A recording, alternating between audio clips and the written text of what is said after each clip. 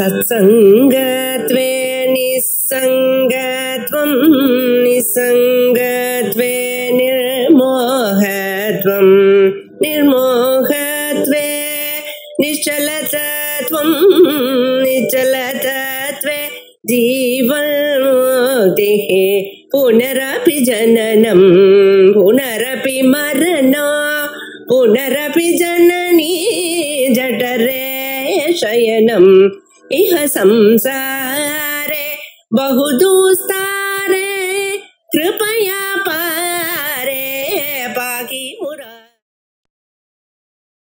பஞ்சதசி என்னுடைய ஆனந்த பஞ்சகம்னு சொல்லக்கூடிய கடைசி பஞ்சகத்துல கடைசி அத்தியாயமானது 15வது அத்தியாயம். நம்ம யோகானந்தம் பார்த்தோம், ஆத்மானந்தம் பார்த்தோம், அத்வைதானந்தம் பார்த்தோம், அப்புறம் வித்யானந்தம் பார்த்தோம். இதற்கு பிறகு 15வது அத்தியாயமாக விஷயானந்தத்தை பார்த்துக் கொண்டிருக்கிறோம். விஷயங்கள் மூலமாக கிடைக்கக்கூடிய ஆனந்தத்துக்கு பேர் விஷயானந்தம் அப்படின்னு பேரு. இந்த விஷயானந்தமும் பிரம்மானந்தம் தான் அப்படின்றத தீர்மானம் பண்றதுக்காக வந்த எப்படி அப்படின்னாக்கா, இந்த பிரம்மானந்தத்தினுடைய அம்சம்தான் நாம இந்த விஷயங்களால அனுபவிக்கக்கூடிய ஆனந்தம். ஆனா இந்த ஆனந்தமானது சின்ன ஆனந்தம், அது பேரானந்தம், சொரூபமாக இருக்கக்கூடியது பேரானந்தம். அதுக்கு எந்த பொருளும் தேவையில்லைன்னு சொல்லி முடிக்கணும். விஷயானந்தமோ பிரம்மானந்தத்தினுடைய அம்சம்தான் அப்படின்னு ஆரம்பிக்கிறார். அதாத்ர விஷயானந்தா பிரம்மானந்தாம்ச ரூப பாக் நிரூப்யதே த்வாரபூதஹ ததம்சத்வம் ஸ்ருதிர் ஜகௌ. அத இந்த அத்தியாயத்துல அத்திர இப்போ விஷயானந்தா அப்படின்ற டாபிக்க நம்ம எடுத்துருக்கோம். அதுவும் பிரம்மானந்த அம்ச ரூப பாக், அதுவும் பிரம்மானந்தத்தின் அம்சமாக இருக்கும் தன்மையைத்தான் உடையது அப்படின்றார். இது நிரூபியதே அடுத்த லைன்ல இதை நிரூபணம் பண்றதுக்குத்தான் இந்த அத்தியாயமானது வருகிறதுன்னு ஆப்ஜெக்டிவ் சொல்லிட்டார். இதுதான் ஆப்ஜெக்டிவ் இந்த ஆனந்தத்துல. தது அம்சம் ஸ்ருதிஜோ, அந்த அம்சம் நான் ஏதோ சொல்றேன்னு நினைக்காதீங்க.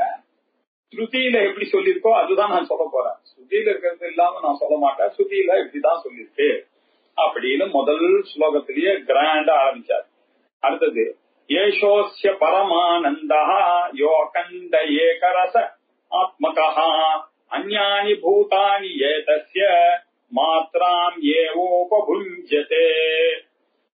எல்லா ஆனந்தமும் உங்களோட ஸ்வரூபத்தில் இருக்கக்கூடிய சச்சிதானந்த ஸ்வரூபமாக இருக்கக்கூடிய பிரம்மத்தினுடைய ஆனந்தம் தான் எல்லாம். அதுதான் மேலான ஆனந்தம், அதுதான் பிரம்மத்தினுடைய ஆனந்தம். இந்த அஞ்ஞானி பூதானி நம்ம பிராணிகள் மனிதர்கள் நாம அனுபவிக்கக்கூடிய இதெல்லாம் அந்த பிரம்மானந்தத்தினுடைய ஒரு மாத்திர ஒரு லேசம் தான் இது அப்படின்னு சொன்னார். இதை எடுத்து காட்டுறதுக்காக ரொம்ப அழகாக இப்ப சொல்ல போற, இந்த பிரம்மானந்தத்தை புரிந்து கொள்ள வேண்டுமானால் முதல்ல நீங்க மனசை புரிந்து கொள்ள வேண்டும். மனசுல இருக்கக்கூடிய விருத்திகளை புரிந்து கொள்ள வேண்டும். இந்த விருத்திகளை புரிந்து கொண்டாதான் உங்களுக்கு இது புரியும். இந்த விஷயானந்தமானது உங்களுக்கு புரியும். அது எப்படி பிரம்மானந்தத்தினுடைய அம்சம்தான் அப்படின்றது புரியும். அது மட்டுமல்ல, இந்த விருத்திகள் மாத்திரம் நீங்க பிடிச்சா போதாது, குணங்களையும் நீங்க தெரிந்து கொள்ள வேண்டும். சத்துவ குணம்னா என்ன, ரஜோ குணம்னா என்ன, தமோ குணம்னா அதை பிரதிபலிக்கிற மாதிரி தான் நான் எக்ஸ்பிளைன் பண்ண போறேன் இந்த விருத்திகளை வைத்துக் கொண்டு அப்படின்னு இப்போ ஆரம்பிக்கிறார். சாந்தாக கோராக ததா மூடாக மனசஹ விருத்தய ஸ்ரிதா அப்படின்னார். நமக்கு இன்ட்ரோடியூஸ் பண்றார். விருத்திகள் 3 விதமாக இருக்குப்பா. நம்மளுடைய எண்ணங்கள் 3 விதம். எவ்வளவு முக்கியமான டாபிக் நீங்க நினைச்சு பாருங்க. நமக்கு 3 விருத்தி எண்ணங்கள் கூட்டங்கள் நம்ம கிட்ட இருக்கு. அதை நான் முதல்ல நீ புரிந்து கொள்ள வேணும். அதை புரிஞ்சாதான் விஷயானந்தம் புரியும், விஷயானந்தம் புரிஞ்சாதான் பிரம்மானந்தம் புரியும். மனசுல 3 விதமான விருத்திகள் ஓடிக்கொண்டிருக்குப்பா. 3 கேட்டகரிஸ். சாந்தாஹா விருத்தயா அப்படின்னு ஒரு கேட்டகரி. அதுக்கப்புறம் கோராஹா விருத்தயா, கோரமான விருத்திகள். சாந்தமான விருத்திகள்னு ஒரு கேட்டகரி, கோரமான விருத்திகள்னு ஒரு கேட்டகரி. அத மாதிரி மூடாகா விருத்தையா, மௌத்தியமாக இருக்கக்கூடிய மூடத்தனமாக இருக்கக்கூடிய எண்ணங்கள். இப்படி இந்த 3 மனிதர்கிட்ட இருக்கு. சாந்தமாக இருக்கக்கூடிய விருத்திகள்னா என்ன? சத்துவகுண விருத்திகள். கோரமான விருத்திகள்னா என்ன அர்த்தம்? ரஜோகுணமான விருத்திகள். கூடாகா அப்படின்னு சொன்னா தமோகுணமான விருத்திகள், தெரியாம இருக்கக்கூடிய எண்ணங்கள். இப்படி எல்லாருக்கும் வருதுதானே இல்லையா? இந்த விருத்திகளை புரிந்து கொள்ள வேண்டும். நம்ம கையில இருக்கக்கூடிய எண்ணங்களை மூணா பிரிக்கலாம். ஒண்ணு சாந்த விருத்தி, இன்னொன்னு கோர விருத்தி, இன்னொன்னு மூட விருத்தி. இப்படி இருக்கு. இப்படி கூட்டங்களாகத்தான் நாம திங்க் பண்ணிக்கிறோம் அப்படின்னு இன்ட்ரோடியூஸ் பண்ணிட்டாரு. இப்ப நமக்கு நேச்சுரலி ஆசை வந்துருக்கு. சாந்த விருத்தின்னா என்ன, கோர விருத்தின்னா என்ன, மூட விருத்தின்னா என்ன அப்படின்னு அடுத்த பிரச்சனை. இப்போ சாந்த விருத்தின்னா என்ன அப்படின்னு சொல்றதுக்காக 3வது ஸ்லோகத்துல சொல்ற, வைராக்கியம் சாந்தி ஔதார்யம் இத்யாத்யாக சாந்த விருத்தயः. நீ கேட்ட கேள்விக்கு பதில் சொல்றேன். சாந்த விருத்தி, சாந்த விருத்திகள் என்றால் என்ன அப்படின்னு கேட்டீங்க. சாந்த விருத்திகள்னா இந்த 3 கேட்டகரி வச்சு பாத்தீங்கன்னாக்கா அதை புரிந்து கொள்ளலாம். நான் 3 சொல்றேன், இன்னும் இருக்கு. ஆனா ஒரு 3 புரிய வைக்கிறதுக்காக டக்குனு 3 சொன்னா பாக்கி எல்லாம் உங்களுக்கு மனசுல தானே உங்களுக்கே தெரிஞ்சு போயிடும். வைராக்கியம் அப்படின்னாரு. வைராக்கியம்னா என்ன? பாகம் பற்றில்லாத இருக்கக்கூடிய வைராக்கியம். பற்றற்ற நிலை, எல்லாரும் ஆசையற்ற நிலை.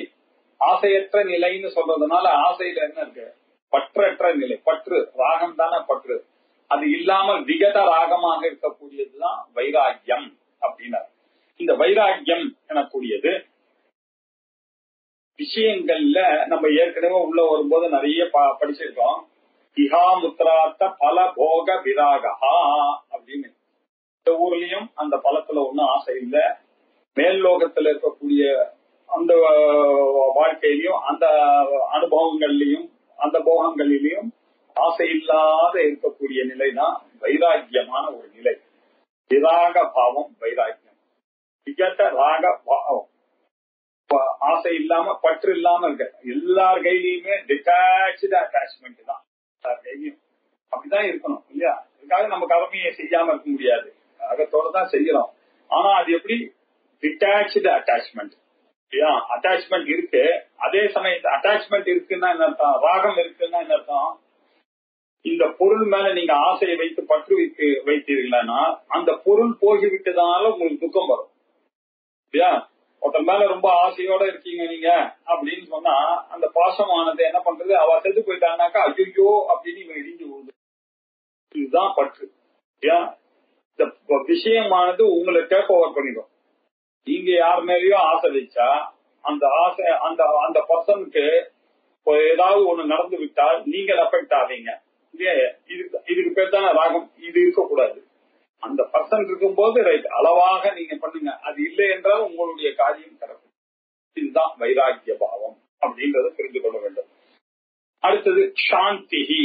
சாந்திஹி அப்படின்னா என்ன அர்த்தம்? பொறுமை. எல்லாத்தையும் மன்னிக்க கத்துக்கணும். உலகத்துல எல்லாம் நமக்கு ஏத்த மாதிரியே இருப்பார்களா? நீங்க நினைக்கிற மாதிரி எதுவுமே அவாவுடைய காரியத்துலதான் இருக்கும். நம்ம அதை பொறுத்து கொள்ள வேண்டும். நம்ம தான் தள்ளி போகணும் இல்லையா? ஒரு மாடு குட்டு வருதுன்னாக்க அது ஏதோ கோபத்துல குட்டு வருதுன்னா அதை போய் அடக்குவேன் அப்படின்னு நீங்க எதுக்கு நடக்கணும்? அதை விட தள்ளி போயிடலாம் இல்லையா? மன்னிச்சு விடுங்க. அதனுடைய சோபம் அப்படிதான். யானைக்கு மதம் பிடிச்சதுன்னா அப்படிதான் கரெக்டா பண்ணும். அதுக்கப்புறம் டேம் பண்ணி அதை சரிக்கிறது தான் இல்லையா? இப்படி எல்லா விஷயங்களையும் ஓவர்லுக் பண்ணி நம்ம இருக்கிறது தான். எல்லாரும் தப்பு பண்ணுவாங்க. நம்மள ஒருத்தர் நல்லதா பேசுவார், நம்மள ஒருத்தர் தப்பா பேசுவார். இது எல்லாத்தையும் பொறுத்துட்டுதான் ஆகணும் உலகத்துல இல்லையா? நம்மள 4 பேர் சொல்லுவாங்க. நம்ம ஆபீஸ்ல ஒர்க் பண்ணும்போது பாஸ் சில சமயத்துல பிரைஸ் பண்ணுவார், அப்ப நல்லா இருக்கும். சில சமயத்துல அவருடைய டென்ஷன் காமிப்பார். அதை நம்ம பொறுத்துதான் ஆகணும் இல்லையா?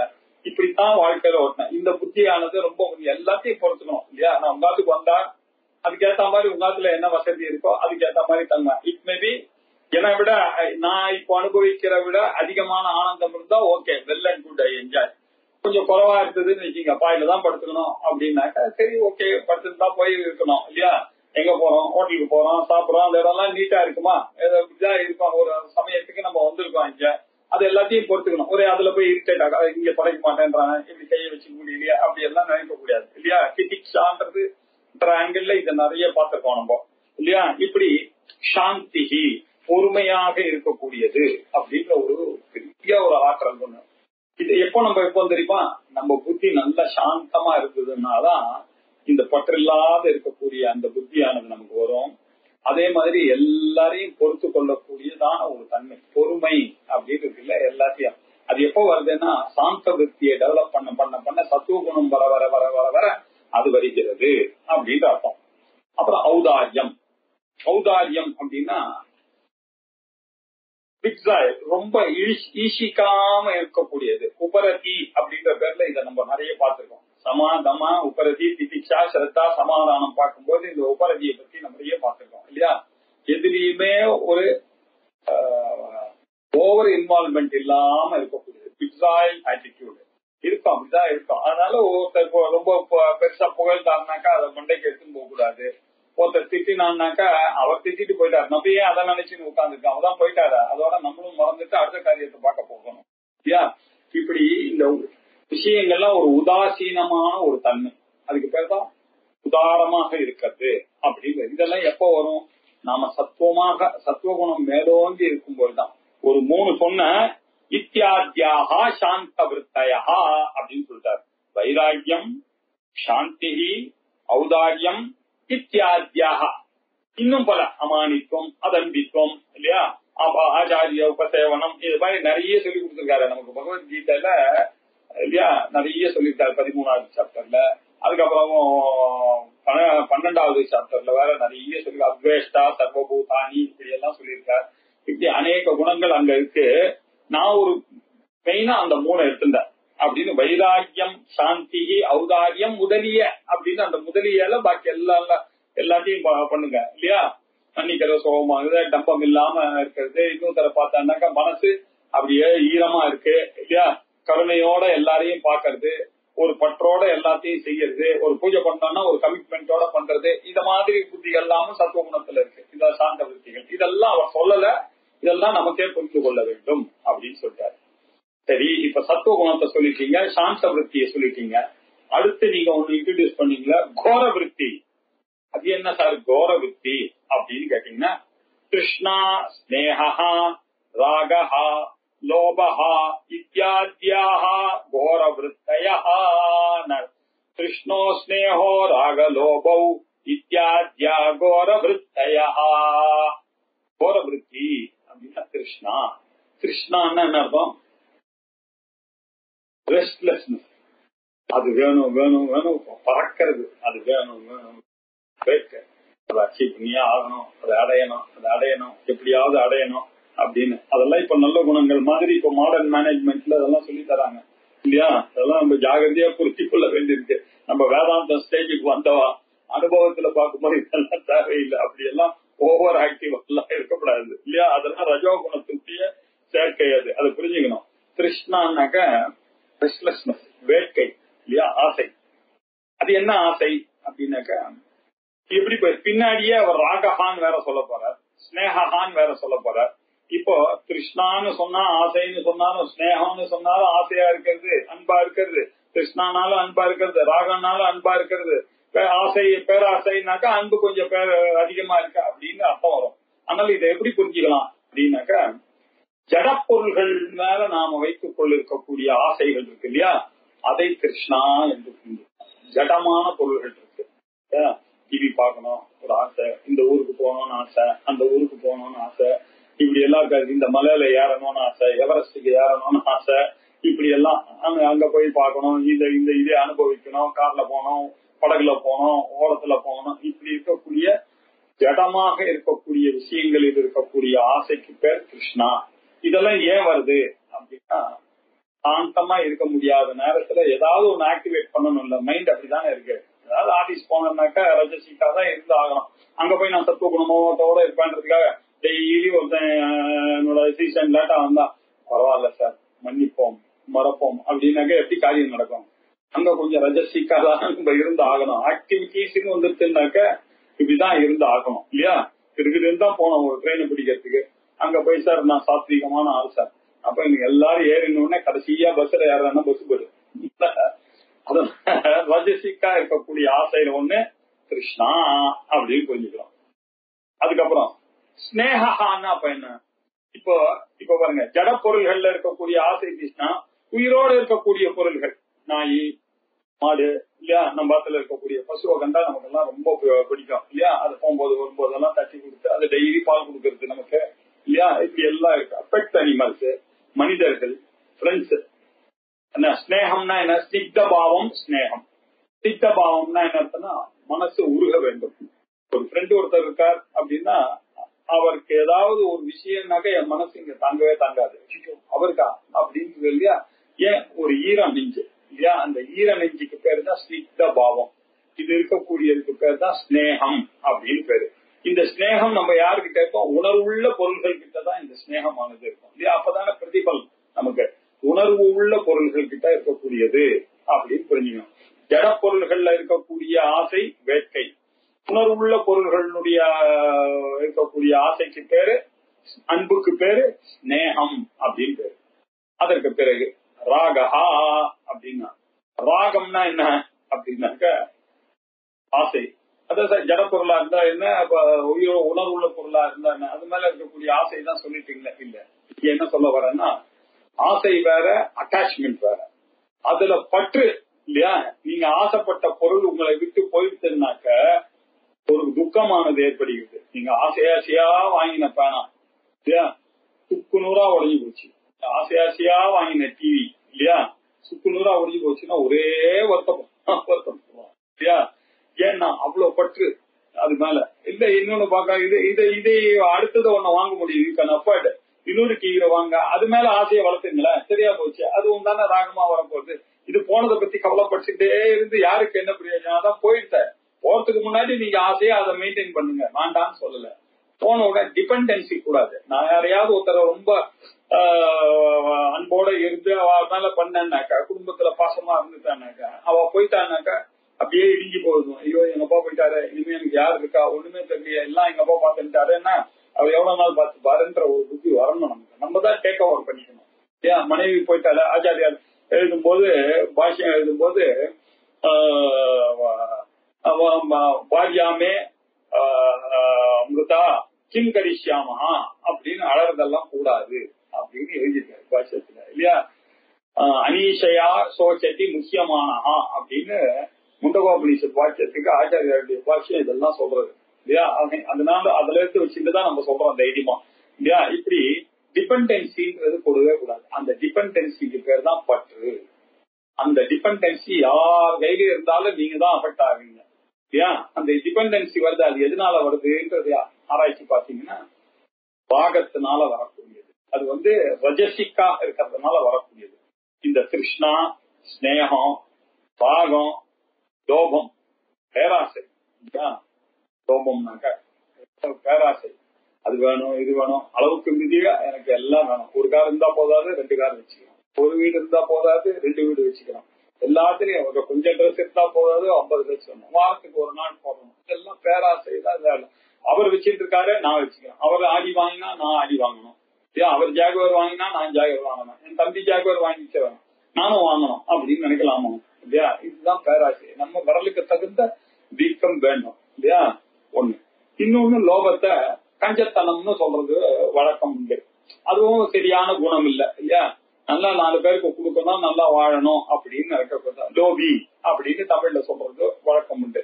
ஏன்னா மொத்தத்துல கிருபணன்னு பேரு லோபி அப்படின்னாக்க என்ன, பாவம் ஹெல்ப்லெஸ் ஃபெலோ, எது பண்றது என்ன பண்றதுன்றது தெரியாம அவசரப்படுகிறவன். இதெல்லாம் எதனால பாஜசமான விற்த்திகள் நம்மளுடைய மனசுல இருக்கிறதுனாலதான் இந்த கிருஷ்ணா, ஸ்னேகம், ராகம், லோபம் முதலியவைகள்லாம் இல்லையா. இதெல்லாம் இந்த மாதிரி வரக்கூடிய எண்ணங்கள் நம்ம கிட்ட வருத, இதெல்லாம் நம்ம நல்லா புரிந்து கொள்ள வேண்டும். இத்தியாத்யாஹா கோர விற்த்தையா, இதுக்கு பேர் தான் கோரவிருத்தி. கோரவிருத்தி அப்படின்னு பேர். கோரவிருத்தி அப்படின்னாக்க என்ன அர்த்தம்? ரஜசிக்கான விருத்தி அப்படின்னு அர்த்தம். அன்டிசைரபிள் இதெல்லாம் இல்லையா. அப்படிப்பட்ட கோரமான விருத்திகள் இதெல்லாம். அழகு இல்ல, அழகு சத்துவகுணம் தான் அழகு. ஒரு மனுஷனுக்கு அதுக்காக தான் பிரெயின் கொடுத்துருக்காரு. அந்த பிரெயினை வச்சுட்டு சத்துவகுணமாக இருக்கக்கூடியதுக்கு தான் எல்லாரும் முயற்சி பண்ணணும். எல்லாரும் அப்படித்தானே பண்றாங்க. எல்லாரும் நல்லவனா வாழ ட்ரை பண்றாங்க. எல்லாருக்கும் நல்ல அவன் எவ்வளவு மோசமான விவசாயி பையனா இருந்தா கூட அவன் நல்ல பசங்களோட சேர்க்கணும், அவனை நல்லவனா உருவாக்கணும் தான் அவனும் நினைக்கிறான்.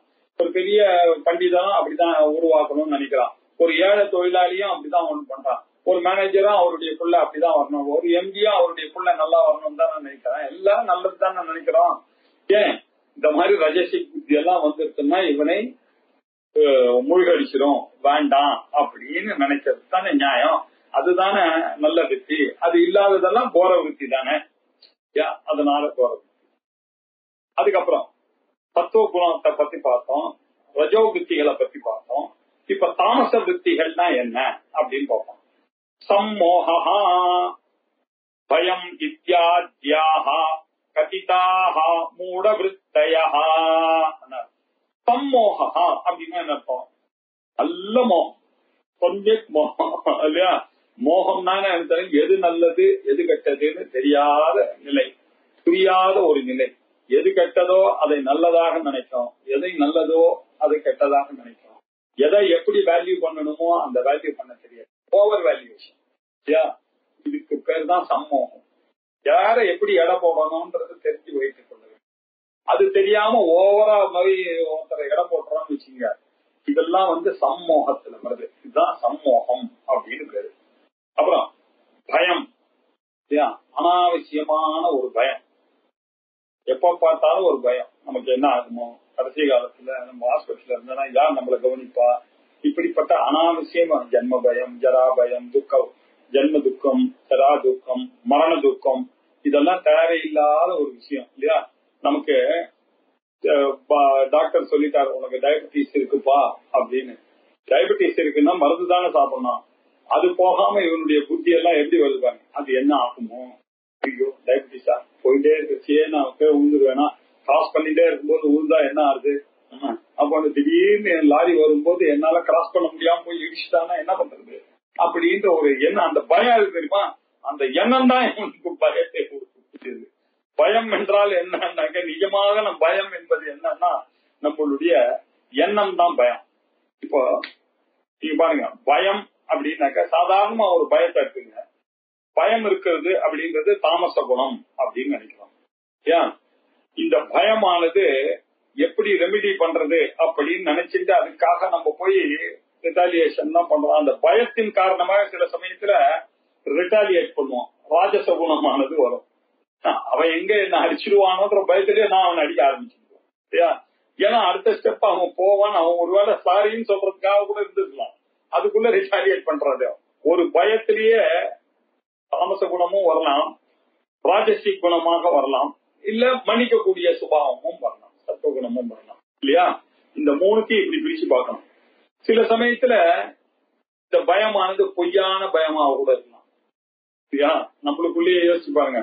சில சமயத்துல நாமளே பொய்யாக நினைச்சு அப்படியே அப்படி அவங்க சேர்ந்து அப்படி பயந்துட்டே இருக்க மாதிரி ஒரு நடிப்பு நமக்கு நல்லா தெரியும், இவங்க ஃப்ராடுன்னு. ஆனா அவங்க கிட்ட போய் ஒரு காரியம் ஆகிறதுக்காக அப்படியே போய் நடிக்கிறது, அத மாதிரி எண்ணங்கள்லாம் வருது இல்லையா? இதெல்லாம் பேட் குவாலிட்டிஸ், இதெல்லாம் பேட் வர்ச்சூஸ் இருக்கு, மனுஷனுக்கு இருக்கு. இந்த வர்ச்சூஸ் எல்லாம் தான் மூல விருத்தையா அப்படின்னு சொல்றதுதான். சார் இதெல்லாம் எல்லாத்தையுமே இப்படி கேட்டகரி பண்ணா நமக்கு பகவத்கீதையில நிறைய கருத்து. அதர்மத்துல பயம் இருக்கிறது இருக்க அது நியாயம். அதர்மத்துல பயம் இருந்ததுன்னா, அதர்மம் செய்ய போறோன்றவனுக்கு பயம் இருந்தது ஆனால் அது நல்ல குணம். தர்மம் பண்றதுல போய் இவனுடைய வேலையை காமிச்சானாக்க அதுதான் தாமச குணம் அப்படின்னு சொல்லிடும். இப்படி சம்மோகா பயம் இத்தியாத்யாக கதிதாக சொல்லப்படுகிறது. என்னன்னு சொல்லப்படுகிறது? மூட விருத்தையா, மூட விருத்தி என்று இவைகள் தான் சொல்லப்படுகிறது அப்படின்னு ரொம்ப பார்த்து விட்டோம். 3 இன்ட்ரடியூஸ் பண்ணால் சாந்தாக, கோராக, மூடாக, மனசகா, விருத்தியா. மனசை பத்தி தெரிஞ்சுக்கணும், எண்ணங்களை பற்றி அந்த எண்ணங்களை 3ஆ கேட்டகரைஸ் பண்ண தெரிந்து கொள்ள வேண்டும்பா. சத்துவகுணமா இருக்கக்கூடிய சாந்த விருத்தி, ரஜோகுணமா இருக்கக்கூடியது கோர விருத்தி, தமோ குணமாக இருக்கக்கூடியது மூட விருத்தின்னு. அப்போ அடுத்த கேள்வி வந்தது, சாந்த விருத்தி எல்லாம் என்னன்னு கொஞ்சம் ஒரு 4-5 அப்படி சொல்லி காமிங்க சார். எக்ஸாம்பிள் நான் புரிஞ்சுக்கிறேன்னா, வைராக்கியம், சாந்தி, ஔதாரியம் இப்படிப்பட்டவைதான் சாந்த விருத்தி அப்படின்னு யாருங்க சொல்லி கொடுத்தாரு. அப்புறம் சரி சார், ராஜச வித்தைன்னா என்ன சார்? கிருஷ்ணா, ஸ்னேகா, ராகா, லோபா இத்தியாத்யாக கோர விருத்தையா, இதுக்கு பேர் தான்பா கோர விருத்தி. ரஜோ விருத்தனால வரக்கூடிய விருத்தி. அப்புறம் தமோ குணம்னு ஒண்ணு இருக்குப்பா, அதுல இருந்து வரக்கூடிய சம்மோகா பயம் இத்தியாத்தியாக, ஏமாத்துறது, கொள்ளை அடிக்கிறது, தூங்குறது, சோம்பேறித்தனம், நாளைக்கு பார்க்கலான்னு இப்படிப்பட்ட குணங்கள் எல்லாம் தாமச குணங்கள்னு பேரு. இத பத்தியே நிறைய குணத்திரைய விபாக யோகத்துல ரொம்ப அழகா இதெல்லாம் நமக்கு சொல்லி கொடுத்தாரு பகவத்கீதையில. அங்க பார்த்தோம்னா எல்லாம் கிளியரா கொஞ்சம் மூட விருத்தி, அதுல இருந்து கொஞ்சம் கொஞ்சம் இவர் எடுத்தார்.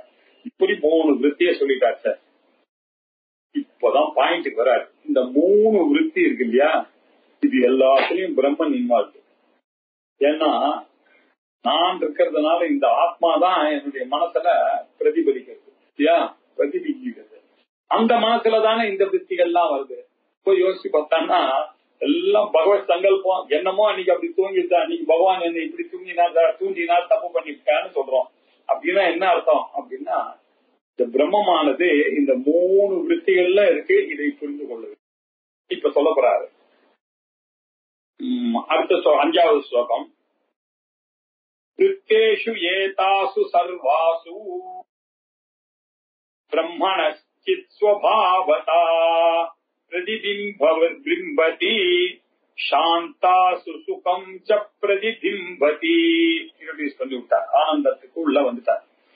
விருத்திஷு ஏதாசு சர்வாசு. இப்ப நான் சொன்னேன் சாந்த விருத்திகள் எல்லாம் என்னென்னமோ சொன்ன உங்களுக்கு, வைராக்கியம், சாந்தி, ஔதாரியம் எல்லாத்தையும் கேட்டீங்க. கிருஷ்ணா, ஸ்னேகா, ராகா, லோபகா போன்ற ராஜ்யத்தை விருத்தி, சமோகா பயம், திருடுறது, கொள்ளை அடிக்கிறது, சோம்பேறித்தனம், இதெல்லாம் எல்லா விருத்திகள் தான் சார். எல்லாமே விருத்திகள் தான். சாந்த விருத்தியா இருக்கட்டும், கோர விருத்தியா இருக்கட்டும், மூட விருத்தியா தான், என்ன கண்டென்ட் எல்லாமே விருத்திகள் தான். விருத்திஷு ஏதாசு சர்வாசு விருத்திஷு, இந்த எல்லா விருத்திகளிலேயும் ஏதேஷு சர்வேஷு சொல்றேன். ஏன்னா விருத்தி ஸ்ரீலிங்கமா இருக்கிறதுனால ஏதாசு சர்வாசு விருத்தையா அப்படின்னு சொல்றோம் இல்லையா. இப்படி இருக்கக்கூடிய விருத்திகள் எல்லாம் விருத்திஷு, இப்படி இருக்கக்கூடிய விருத்திகள் எல்லாம் பிரம்மணஹா, பிரம்ம இருக்கு சார். எல்லா விருத்திகளும் பிரம்மத்தினுடைய அறிவு சுபாவத்தோட கூடியது. எல்லாத்திலையும் ஒரு உணர்வு இருக்கு, ஞாபகம் வச்சீங்க இல்லையா. அது கிருஷ்ணாவாக இருக்கட்டும், சம்மோகமாக இருக்கட்டும், வைராக்கியமா இருக்கட்டும், எல்லாத்திலையும் அறிவு அப்படின்றது இன்வால்வ் ஆயிருக்கு. மைண்ட் இன்வால்வ் ஆயிருக்கு. அந்த அறிவு எங்கேருந்து அந்த அறிவு ஜடமாச்சா, அதுக்கு எப்படி வரும், மனசுக்கு எப்படி இது வரும்னா பிரம்ம இருக்கிறதுனாலதானே அது வரும். அதனால சித் சுபாவமாக பிரம்ம இருக்கு. சூரிய ஒளி இருக்குன்னாக்க இல்லையா, நீங்க சூரியனை போய் பார்க்காமயே இங்க இருந்தா நமக்கு தெரியாது, வெளிச்சமா தானே இருக்க, சூரியன் இருக்கு அப்படின்னா அந்த சூரியனுடைய ரிஃப்ளெக்ஷனை பார்த்தா நீங்க சொல்றீங்களோ இல்லையோ சூரியன் வருதுன்னு. அதே மாதிரி நான் இந்த மாதிரி பேசுறேன்னால என்ன அர்த்தம், பிரம்ம இருக்காரு அதனாலதான் நான் பேசுறேன். நீங்க இதை நல்லா கேட்டு புரிஞ்சுக்கிறீங்க, உங்க செடியில இருக்குன்னா நீங்க பிரம்மமா இருக்கிறதுனாலதான் இதை குறித்து சொல்லிக்கிறீங்க. இதுதானே உண்மை.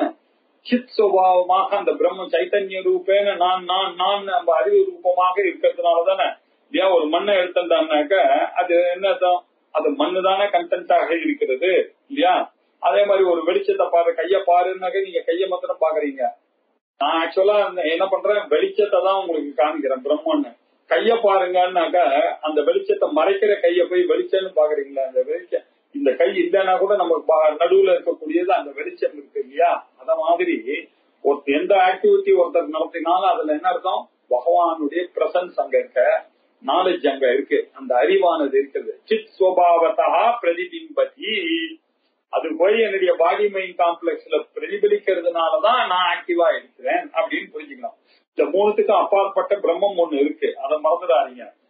அந்த அதை அறியணும் அப்படின்னாக்க நீங்க என்ன பண்ணும், சாந்தாசு சாந்த விருத்தி, கோர விருத்தி, மூட விருத்தின்னு 3 பண்ண. எல்லா விருத்திலையும் பிரம்மத்தினுடைய சித்த பிரதிபலிப்பு இருக்குப்பா. ஆனா அதுல ஒரு விஷயம், எல்லாத்திலையும் பட்டா கூட நம்ம இப்படி போனா கூட, இப்படி போனான்னாக்கா சேர் இருக்கு, சவர் இருக்கு, மனுஷர்கள் இருக்காரு, எல்லாம் போனா என்னுடைய முகம் இது எதுலையுமே தெரியல. ஆனா பக்கத்துல ஒரு கண்ணாடி வச்சுதான் அந்த கண்ணாடியில தெரியுது. சில சமயத்துல தானே தெரியுது இல்லையா, சில பொருள்கள்ல தானே தெரியுது. அங்க எண்ணெய் கொட்டி வச்சிருந்தா அதுல என்னுடைய பிம்பம் தெரியுது, தண்ணி கொட்டி வச்சிருந்தா அந்த இடத்துல என்னுடைய பிம்பம் தெரியுது. பட் எல்லா இடத்துலயும் தெரியறது இல்ல. அந்த மாதிரி இந்த சித்தானது, இந்த பிரம்மமானது எல்லா விருத்தியிலையும் பிரதிபலிச்சாலும் கோர விருத்தியிலையும் மூட விருத்தியிலும் அது காணப்படுவதில்லை. அது என்ன பண்றது? அந்த சாந்த விருத்தியில தான் அது காணப்படுகிறது. அந்த சாந்த விருத்தியில அது காணப்படுகிறது போதுதான் அது ஒளிர்கிறது. சத்வாத் சஞ்சாயத்தே ஞானம். ஞானம்னா இங்க என்ன அர்த்தம்? சச்சிதானந்த ஞானம். ஆனந்தம்ன்றது அந்த ஸ்புரணம் அந்த சத்துவ குணத்துலதான் இருக்கு. போய் பூஜை பண்ணாக்கா ஒரு ஆனந்தம் வரக்கூடிய ஆனந்தம் தனி. ஒரு விஷயத்தினால ஒரு தோசை சாப்பிடறதுனால வரக்கூடிய ஆனந்தமான தனி. அந்த ஆனந்தம் வசதியான ஆனந்தம் தானே இல்லையா? சத்துவ குணத்தோட எல்லாரையும் மதிச்சு எல்லாரோடையும் பேசக்கூடியதுனால வரக்கூடிய அதுல கொஞ்சம் சுகம் ஜாஸ்தி இருக்குன்றத நம்ம புரிந்து கொள்ளலாம் இல்லையா? இது அதுக்கும் மேல இருக்க அந்த ஆனந்தம். இந்த 3 விருத்திகள்ல இவர் இன்ட்ரோடியூஸ் பண்றதுல சத்துவ குணத்துல சுகமானது இருக்கா இல்லையா? இது வரைக்கும் தான் நமக்கு டாபிக் இல்லையா? சாந்தாசு சுகம் ச பிரதிபிம்பதி. எல்லாம் உங்களுடைய ஐடியா அப்படின்னு நீங்க சொல்லுவீங்க. அப்படி கிடையவே கிடையாது. வித்யாரண்யர் எது சொன்னாலும் ஸ்ருதி பேக்கப் வேணும். எது நம்ம பேசினாலும் ஸ்ருதி பிரமாணத்தோட தான் பேசணும். ஸ்ருதியில சொல்லாதது எது பேசினாலும் நாளைக்கு your words will be question. ஆகையினால அவர் என்ன சொல்றார்? ரூபம் ரூபம் பபூவ அசௌ பிரதிரூபஹ இதி ஸ்ருதிஹி. ரூபம் ரூபம் பபூவாசௌ பிரதிரூப இதி ஸ்ருதிஹி. உபமா சூரியகா இத்யாதி சூத்ரயாமாச சூத்ரகிருத். நிறைய பகவத்கீதை எல்லாம் பார்த்துட்டே வந்தான். இப்ப நேர ஒரு ஸ்ருதி ஸ்ருதியில அதே சொல்லியிருக்கு சார். ஸ்ருதியை நல்லா புரிந்து கொள்ள வேண்டும் அப்படின்னு. ஸ்ருதியானது என்ன சொல்றது கட்டோபனிஷத்துல அப்படின்னாக்க, அக்னி யதேகோ புவனம் பிரவிஷ்டா ரூபம் ரூபம் பிரதிரூபோ பபூவ ஏகஸ்ததா சர்வபூதாந்தராத்மா ரூபம் ரூபம் பிரதிரூபோ பகிஷ்ட அப்படின்னு கட்டோபனிஷத்துல நம்ம படிச்சிருக்கோம். அது இப்ப ஞாபகம் வந்துருக்கு. ரூபம் ரூபம் பபு அதே வார்த்தையை அங்கேருந்து கடன் வாங்கிட்டார், இங்க எடுத்தார். ரூபம் ரூபம் ஒவ்வொரு ரூபத்தையும் ரூபம் ரூபம்னா என்ன? இன் எவ்ரி ரூபம் நித்தியர்த்தம். இன் எவ்ரி ரூபம் பபூவஹா அசௌ. இந்த பிரம்மமானதுதான்பா பிரதிபலிக்கிறது. அது பிரதிரூபஹா ஒவ்வொரு பிரதிபிம்பமாக பிரதிரூபஹா. ரூபம் ரூபம் பிரதி ஒவ்வொரு ரூபத்திலையும் அவர் பிரதிபலிக்கிறதுனால அந்த பிரதிரூபமானது வருகிறது என்று ஸ்ருதி சொல்லுகிறது. எந்த ஸ்ருதி சொல்லுகிறது? கட்டோபனிஷத் சொல்லிக்கிறது. 5:9 5:10. அது என்ன 5:10 சொல்றது அப்படின்னாக்க, வாயுர்யதைகோ புவன பிரவிஷ்டா ரூபம் ரூபம் பிரதிரூபோ பபூவ ஏகஸ்ததா சர்வபூதாந்தராத்மா ரூபம் ரூபம் பிரதிரூபோ பகிஷ்ட அப்படின்னு அக்னி வாயு இந்த 2 எக்ஸாம்பிளையும் வச்சுக்கொண்டு அதுலயும் பிரம்மன் தான் பிரதிபலிக்கிறது அப்படின்னு சொல்றதுனால எல்லாத்துலயும் பிரம்ம பிரதிபலிப்பு இருக்கு. மனசும் அதுல இருந்து அந்த பஞ்சீகரணத்தினால அந்த பூதங்கள்ல இருந்து வந்து தானப்பா உங்களுடைய மனசுமோ அதுலயும் அந்த பிரம்மன் தான் பிரதிபலிக்கிறது அப்படின்னு ஸ்ருதியே சொல்லிருக்கு. அததான் நான் சொன்னேன். மிருத்யுஷேதாசு சர்வாசு பிரம்மணஹா சித்வபாவதா பிரதிபிம்பதி அப்படின்னு சொன்னேன்னு. அதுக்கு உங்களுக்கு ஒரு எக்ஸாம்பிள் கொடுத்தேன். சரி, ஸ்ருதி பிரஸ்தானம் கொடுத்தீங்க, ரைட்டு. ஸ்ருதி பிரஸ்தானம் சூத்திர பாஷ்யம் தான் சார் எங்களுக்கு, நாங்கெல்லாம் படித்தவர்கள் சார், சூத்திர பாஷ்யம் தான் எங்களுக்கு அப்படின்னு சொன்னா, திரிதீயாத்தியாயத்துல 4 அத்தியாயங்கள் இருக்கு இல்லையா? முதல் அத்தியாயம் 2 அவிராதோத்தியாயம்,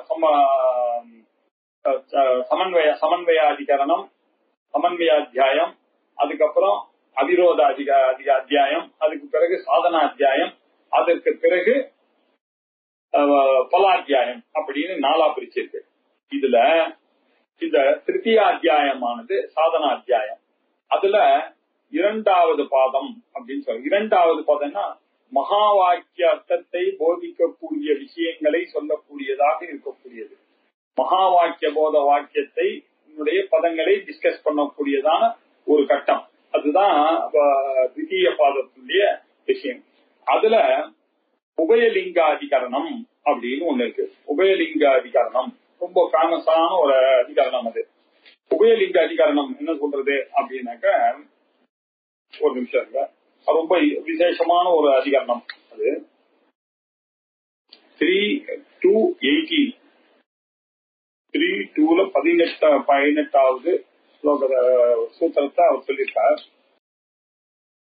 அது என்ன அதையே வச்ச உபமா சூரிய காதிபத்து அப்படின்னு சொல்லியிருக்காரு இல்லையா.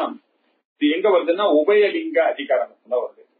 கொஞ்சம் எதுக்காக சொல்ல வந்தா இந்த உபயலிங்க அதிகாரம் ரொம்ப ஃபேமஸ்.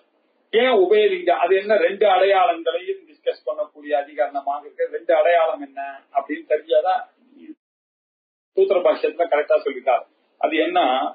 ஒரு பக்கம் ஸ்ருதியானது சர்வகாமஹா இல்லையா, சர்வகர்மா, சர்வகாமஹா, சர்வகந்தஹா, சர்வரசஹா, எல்லா ரசமும் பகவான் தான், எல்லா கந்தமும் பகவான் தான், எல்லாமே பகவான் தான் அப்படின்னு சொல்றோம்.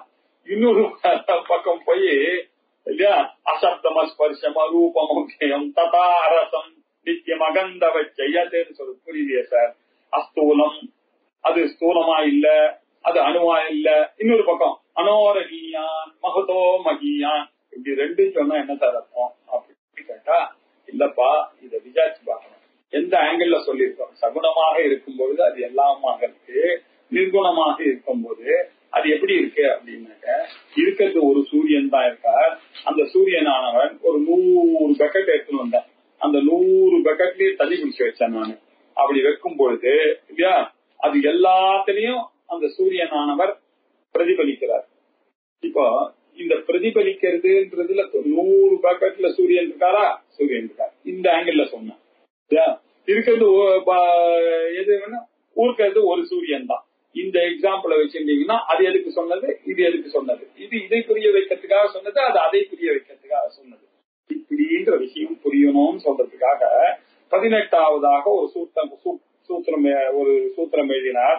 அதையே வச்ச உபமா சூரிய காதிபத்து அப்படின்னார். அதனாலதான் இந்த உபமாவை சொல்றேன். சூரியன் முதலியவை போல, சூரியன் சந்திரன் போன்றவை போல. சூரியனானவன் பிரதிபிம்பாரா, சந்திரனும் பிரதிபிம்பாரா, 100 இதுலயும் வருவாரா அப்படின்னு சொல்லும் பொழுது அங்க அவரை சொன்ன மோட்ச சாஸ்திரங்கள்ல இந்த விஷயமானது சொல்லப்பட்டிருக்குப்பா அப்படின்னு சொல்லிட்டு, ஏகையேவகி பூதாத்மா பூதே பூதே வியவஸ்திதா ஏகதா பகுதா சைவ திருஷ்யதே ஜலச்சந்திரவத் அப்படின்னு சொன்னார். எதுக்காக இது புக் எடுத்து அதை சொல்றேன் அப்படின்னா, அதையே இவர் அடுத்த ஸ்லோகத்துல கோட் பண்ணும்போது நமக்கு சந்தோஷமா இருக்கும், ஏற்கனவே தெரிஞ்சது. ஏன்னா இந்த இடத்துல ஆச்சாரியால் என்ன சொல்லுங்க, எங்க இருக்கிறார் நம்ம வித்யாரண்யர்ன்றது நமக்கு ஒரு சந்தோஷத்தை கொடுக்கும். சூத்திர பாஷ்யத்துல ஏகையேவஹி பூதாத்மா, இருக்கிறது ஒரு ஆத்மா தான் சார். அவர் எல்லா பூதே பூதே வியவஸ்தியா பூதேஷு பூதேஷு இல்லையா, எல்லா இடத்துல ரூபம் ரூபம் பபுவசௌ பிரதிரூபா இது சொன்ன மாதிரி அதே மாதிரியே ஏகையேவஹி பூதாத்மா பூதே பூதே வியவஸ்தியா ஏகதா பகுதா செய்த, ஒன்னாக இருந்தாலும் பலவாக பிரதிபிம்பத்தினால காணப்படுகிறது. திஷ்யத்தே ஜலச்சந்திரவத்து, பக்கத்துல இருக்கக்கூடிய ஜலத்துல இருக்கக்கூடிய சந்திரனானவன் எப்படி 100ஆக பிரதிபலிக்கிறானோ, இருக்கிற சந்திரன் ஒன்றாக இருந்தாலும் அப்படின்னு சொல்றது இல்லையா. அதை இங்க சொல்ற உபமா சூரியகா இத்தியாதி அதையேவச்ச உபமா சூரியகாதி. இப்பதான் பார்த்தோம் கரெக்டா. அது எப்படிதான் ஞாபகம் வருமோ அந்த வித்யாரண்யருக்கு கரெக்டா சொல்றாரு. உபமா சூரியகா இத்தியாதி சூத்ரயாமாச சூத்திரகாரஹா ஓமை சூரிய பிரதிபிம்பம் முதலியது போல அப்படின்னு சூத்திரம் பண்ணிருக்காரு. எங்க பிரம்மசூத்திரத்துல வியாசரானவர் இப்படி சூத்திரயாமாச இப்படி அல்லவா சூத்திரித்தார். சூத்திரயாமாச இப்படி அல்லவா இப்படி அல்லவா ஜபிச்சார்னு சொல்றாங்க. ஜபத்தை சூத்திரத்து சூத்திரயாமாச இப்படி அல்லவா அவர் சூத்திரம் செய்தார் அப்படின்னு நம்ம புரிந்து கொள்ளணும். எப்படி சூத்திரம் பண்ணார் அங்க என்ன இப்ப படிச்சானா இப்ப பாருங்க. அதே சொல்லும் ஏகையேவஹி பூதாத்மா பூதே பூதே வியவஸ்திதா ஏகதா பகுதா செய்வ திருஷ்யதே ஜலச்சந்திரவத். பிரம்மவித் உபனிஷத்துன்னு ஒண்ணு இருக்கு, அதுல வரக்கூடியதான ஒரு மந்திரம் இது. அதான் ஆச்சாரியா அங்க கோட் பண்ணார். எங்க 3:2:18 போட்டார். அத அப்படியே எடுத்துக்க எந்த அளவுக்கு அவெல்லாம் பிங்கர் டிப்ஸ்ல பிரம்மசூத்திரத்தை வச்சிருக்காங்கன்றத பாக்கணும். வித்யாரண்யருடைய கிரேட்னஸ் அப்புறம் சங்கரர்னு இருக்கு. அப்படி எப்படி சங்கரருக்கு எல்லா உபநிஷத்தும் சொல்றாங்க, அது மாதிரி சங்கரர் சொன்னதுல இவருக்கு ஸ்ட்ரைக் ஆகுது. உடனே இங்க போட்டார் ஏகையேவகி பூதாத்மா பூதே பூதே, பிராணிகள் ஒவ்வொன்றுத்திலையும் ஆத்மாவாக இருக்கக்கூடியவர். பூதே பூதே, ஒவ்வொரு பூதத்திலையும். இன் எவ்ரி பூதா வியவஸ்திதா, அவர் தான் சார் இருக்கிறார். அவர் எப்படி இருக்கார்? ஏகதா பகுதா ச ஏவ, அவர் ஒன்றாகவும் இருக்கிறார், பலவாகவும் இருக்கார். இந்த ஆங்கிள் சொல்லும் போது ஒன்றா இருக்கார். பிரதிபத்தை பத்தி பேசும்போது பலவாக. உபயலிங்கமும் இருக்கியா, நீ தான் புரிஞ்சுக்கணும். இத உனக்கு புரிய வைக்கிறதுக்காக இதுல இருந்து அங்க போறேன் நான். இதையெல்லாம் காமிச்சு இப்ப அந்த தண்ணி எல்லாம் கீழே கொட்டு. அந்த சூரியன் எங்க போனார்? இங்கதானே இருந்தாரு. ஏன்னா அவர்கிட்ட தான் இருக்காரு அவரு. அப்படின்னா இது எப்படி சொல்றது? பிரதிபிம்ப தோற்றம் பாருங்க, தோற்றமாக இங்க காணப்பட்டது இல்லையா? அது சொல்றதுக்காக தான் திருப்பி அந்த சூரியனை இங்க வந்து சூரியன் அவர்கிட்டயே போயிட்டார் இல்லையா? உபாதியில தோணும் போது வருகிறார். அதே மாதிரிதான் இந்த உபாதியில, நம்மளுடைய உபாதியில அந்த பிரம்மமானது பிரதிபிம்பிக்கிறது. ஆனா ஒரிஜினலா அவர் இருக்கவர் ஒருத்தர் ஏகமேவ அத்விதீயம் பிரம்மான்றதுல ஒரு அனுபவத்தையும் இல்லப்பா அப்படின்னு சொல்லி புரிய வச்சார் 7வது ஸ்லோகத்துல. இப்போ 8வது ஸ்லோகத்துல அந்த உடலை ஜலச்சந்திரவத்துன்னு சொன்னாரு இல்லையா? அந்த ஜலத்தை எக்ஸ்பிளைன் பண்றாரு. நான் தானே சொன்னேன், இவர் சொல்லி விசாரம் எங்க சொல்றாரு? ஜலே பிரவிஷ்டா சந்திரோயம் அஸ்பஷ்டா சந்திரோ அஸ்பஷ்டா கலுஷே ஜலே விஸ்பஷ்டோ நிர்மலே தத்வத் வேதா பிரம்மாபி விருத்திஷு. இப்ப அப்படியே டாபிக் உள்ள வர அங்கேருந்து இதை நமக்கு புரிய வச்சு அப்பா ஜலத்துல பிரதிபிம்பிக்கின்றதான இந்த சந்திரனானது பாருங்க எல்லாத்துலயும் பிரதிபிம்பிக்கிறது. 20 பக்கெட் வச்சா 20 ஒரு பக்கெட்ல இருக்கிற தண்ணி அழுக்கு தண்ணி, அதுக்கு சரியா தெரியல, பாசி தண்ணி, ஒரு அது உள்ள ஏதோ பெயிண்ட் எல்லாம் கலந்த தண்ணி. இது இல்ல தெரியல, சுத்தமான ஜலத்துல நல்லா தெரியுது. அத மாதிரி கோர விருத்தி மூட விருத்தி எல்லாம் தெரியாம தத்துவ விருத்தியில அது கிளியரா தெரியுது, வேற ஒண்ணும் இல்ல. அப்படின்றதையும் அப்படி எடுத்துன்னு வரணும். அதோட போறது மாத்திரம் இல்ல, இன்னொரு வச்சா சாந்தாசு சுகம்ச பிரதிபிம்பதி அப்படின்னாரு. ஆனந்தத்தையும் அது காமிச்சு கொடுக்கறது. சத்தி சித்தியம் தான் பாக்கி ரெண்டுத்துலயும் கோர விருத்திலையும் தாமச விருத்திலையும் காமிச்சு கொடுக்கறது. சத்துவ விருத்தியத்துல அது சுகத்தையும் காமிச்சு கொடுக்கறது அப்படின்ற ஒரு விஷயத்த அப்படி நாக்கா சொல்லிட்டு அது அப்படியே நமக்கு புரிய வைக்கிற. நம்ம விடாம அதை புடிச்சுட்டு வரணும் இல்லையா? அதே மாதிரிதான் சந்திரன் ஜலம் கலங்கி இருந்தா சந்திரன் தெளிவில்லாம இருக்கு.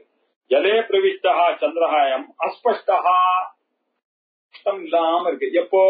எங்க? கலுஷே ஜலே, கலுஷமான ஜலத்துல, கலங்கி இருக்கக்கூடிய ஜலத்துல அது தெளிவா இருக்கிறது இல்லப்பா. ஆனா விஸ்பஷ்டா, அதுல ஜலம் நிர்மலமாக இருக்குது, ஒரு மலமும் இருக்கு. இதுல நல்ல தண்ணியில தத்வத்து வேதா பிரம்மாபி விருத்திஷோ, அத போலதான் பிரம்மமும் இந்த விருத்திகள் இல்ல ரெண்டு விதமாக பிரதிபலிக்கிறது அப்படின்னாரு இல்லையா? வேதா பிரம்மாபி விருத்திஷோ, சத்துவ நல்லா பிரதிபலிக்கிறது, பாக்கி 2 விருத்திகள்ல சரியா பிரதிபிம்பதில்லை அப்படின்னு அதையும் நம்ம புரிஞ்சுக்கலாம். அதையும் அவரே சொல்றாரு. நான் அவர் தான் கையை பிடிச்சு நான் போவான்னு சொல்லிட்டேன். அவர் எல்லாத்தையும் ஒரு தடவை சொன்னா நீங்களே இதுக்கெல்லாம் கஷ்டப்படுறீங்க. நானே சொல்றேன், இன்னொரு ஸ்லோகம் போட்டா போனா போயிட்டு அவ்வளவுதானே. இந்த நீங்க என்னதுக்கு கஷ்டப்பட்டெல்லாம் புரிஞ்சுக்கிறீங்க. கோரமூடாசு, கோர விருத்தி மூட விருத்தி, கோரமூடாசு மாலின்யாத் சுகாம்சஸ்திரோஹிதா ஈஷன்னைர்மல்யதா தத்ர இதம் சப்ரதிபிம்பனம். கோர விருத்தி மூட விருத்தி, கிருஷ்ணஹா ஸ்னேகா ராகஹா லோபஹான்னு சொல்லக்கூடிய கோர விருத்திகள்லையும், சம்மோகா பயம் என்று சொல்லக்கூடிய சோம்பல் அப்படின்னு சொல்லக்கூடிய ஆலசியம் தூக்கம் அப்படின்னு சொல்லக்கூடிய விருத்திகள் எல்லாம் மலினமாக சத்துவகுணத்தோட கம்பேர் பண்ணும்போது இது 2 மாலின்யம் தானே இல்லையா? இந்த மலங்களோட ஆணவ மலம் கர்ம மலங்களோட மாலின்யம் இருக்கு. இதெல்லாம் கலங்கள். இந்த கலங்களான புத்தியில சுகாம்சா திரோஹிதா மறைக்கப்பட்டு விட்டது. அவரை நான் சொன்ன மாதிரி நான் சவத்துலயே நான் நடந்து போனேன். பக்கத்துல சவரம் இருந்தது, சேர இருந்தது, பீரோவும் இருந்தது. அந்த பீரோல ஒரு கண்ணாடியும் இருந்தது. இதெல்லாம் என்ன பிரதிபலிக்கல, அந்த கண்ணாடி மாத்திரம் பிரதிபலிக்கிறது. அத மாதிரி ஏன் இதுக்கெல்லாம் என்னை தெளிவாக எடுத்து சொல்லக்கூடிய கெப்பாசிட்டி இல்ல. அதனால இதெல்லாம் எனக்கு பண்ணல. அதுல பின்னாடி போய் நான் பாதரசம் போட்டு வச்சிருக்கேன், அதனால எனக்கு தெரியுது. அதே மாதிரிதான் கோர விருத்திலையும் இந்த மூட விருத்திலையும் அது உள்ள இந்த கலங்கள்லாம் இருக்கிறதுனால, கலங்கி இருக்கிறதுனால இந்த பிரம்மத்துடைய சுகாம்சம் அங்க தெரிவதில்லை சார். பிரம்மத்துடைய சுகம் சாந்தாசு பிரதிபிம்பத்தின்னு சொன்னார். அப்படின்னா என்ன அர்த்தம்? மிச்ச ரெண்டுத்திலையும் இல்லன்னு அவர் சொல்லலாங்க. இப்ப சொல்லிட்டார் திரோஹிதா அப்படின்னா மறைக்கப்பட்டிருக்கிறது. அதுலயும் இருக்கு. நான் போனது என்ன அதுவும் வாங்குறது, ஆனா அது திருப்பி பிரதிபிம்பிக்கிற கெப்பாசிட்டி இல்லை. நான் போன எல்லாரும் தான், நான் போற இடத்துல எல்லாம் தான் பாத்துட்டு இருக்கீங்க என்ன, ஆனா சிலதுதான் என்ன பிரதிபிம்பிக்கிறது, சிலதுதான் சிலதெல்லாம் பிரதிபிம்பிக்க மாட்டேங்கிறது. அதனால் அதே மாதிரி இந்த கோர விருத்திலையும் மூட விருத்திலையும் இந்த சுகம் என்ற அம்சம், ஆனந்தம் என்ற அம்சமானது திரோஹிதா மறைக்கப்பட்டு விட்டது. ஈஷன் நைர்மல்யதா அழுக்கு இருப்பதனால மறைக்கப்பட்டது. ஆனா கொஞ்சம் ஈஷத் நைர்மல்யம் கொஞ்சம், அது எல்லாமே விருத்திகள் தான், எல்லாமே குணம் தான், அது நிர்குணம் தான், சகுணம் தான். அதுல இல்ல, அதுல இந்த குணம் ரொம்ப வசதியான குணம். அது கொஞ்சம் ஈஷன் நைர்மல்யம் கொஞ்சம் அது கலங்கள் இருந்தா கூட அதுல தத்திர சிதம்ச பிரதிபிம்பனம் கொஞ்சம் தெளிவு இருப்பதுனால அதுல அந்த ஞான அம்சமானது பிரதிபிம்பிக்கிறது, நன்றாக பிரதிபிம்பிக்கிறது, சிதம்சமானது பிரதிபிம்பிக்கிறது அப்படின்னு சொல்றாரு. சித்துன்னு சொல்லிட்டு வந்து அதுதான் சுகம். சத்வா சஞ்சாயத்தே ஞானம் அப்படின்னு இருக்கிறதுனால சத்வா சஞ்சாயத்தே ஆனந்தா அப்படின்னு சொல்றதுக்காக சிதம்சத்தை வச்சு புரிய வைக்க போறாரு. ரைட்டா? கோரமூடாசு மாலின்யாது, கோர விருத்திகள் மூட விருத்திகள்லாம் மலினத்தோட இருக்கிற காரணத்தால் அழுக்கோட சேர்ந்து இருக்கிறதுனால ஆனந்த அம்சம் அங்க மறைக்கப்பட்டு இருக்கிறது. ஆனா பாக்கி சித்தம்சமோ அங்க இருக்கு. ஈஷன் நைர்மல்யதா தத்ர சிதம்ச பிரதிபிம்பனம், அதுலயும் பிரதிபிம்பிக்கிறது தான் சிதம்சம். அது இருத்தல் எனக்கூடியது அதுலயே இருக்கு இல்லையா? கோரவிருத்திலையும் இருத்தல் இருக்கு, அதுலயும் அறிவானது கலந்து இருக்கு. மனசுலதானே மனசு இல்லாம அதெல்லாம் இருக்கு. சிதம்சம் நல்லா ஜோர பிரதிபலிக்கிறது. ஆனந்தாம்சம் மாத்திரம் அங்க சரியா தெரியல. சத்த குணத்துல சிதம்சமும் இருக்கு, சத்தம்சமும் இருக்கு, கூட ஆனந்த அம்சமும் தெளிவாக இருக்கிறது, தெரியும்படி இருக்கிறது அப்படின்னு புரிஞ்சிருந்தார்.